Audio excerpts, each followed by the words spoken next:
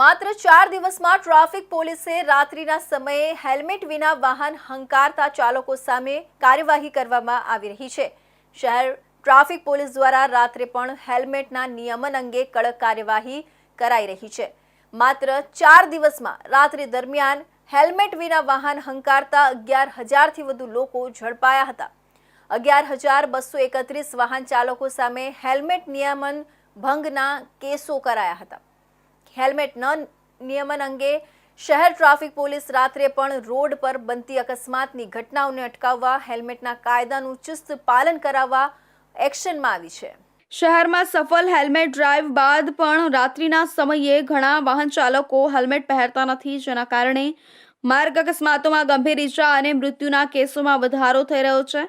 આ સમસ્યાને ધ્યાનમાં રાખીને શહેર પોલીસ દ્વારા 20 માર્ચ 2025થી 23 માર્ચ 2025 સુધી રાત્રિ સ્પેશિયલ ડ્રાઈવ યોજાઈ હતી, જેમાં 40 ટીમો દ્વારા 11,231 વાહન ચાલકો સામે હેલ્મેટ ન પહેરવા બદલ કાર્યવાહી કરવામાં આવી હતી।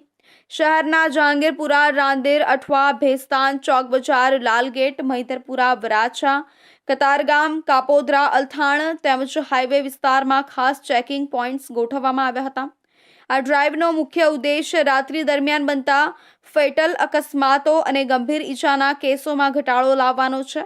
પોલીસના જણાવ્યા મુજબ હવે 98% વાહન ચાલકો દિવસ દરમિયાન હેલ્મેટ પહેરી વાહન ચલાવે છે, પરંતુ રાત્રે આ નિયમનું ઉલ્લંઘન થાય છે, જેને જોતા આગામી સમયમાં પણ રાત્રિ દરમિયાન હેલ્મેટ ડ્રાઈવ વધુ કડક કરવામાં આવશે, જેથી શહેરની ટ્રાફિક વ્યવસ્થા વધુ સુચારુ બની રહે અને વાહન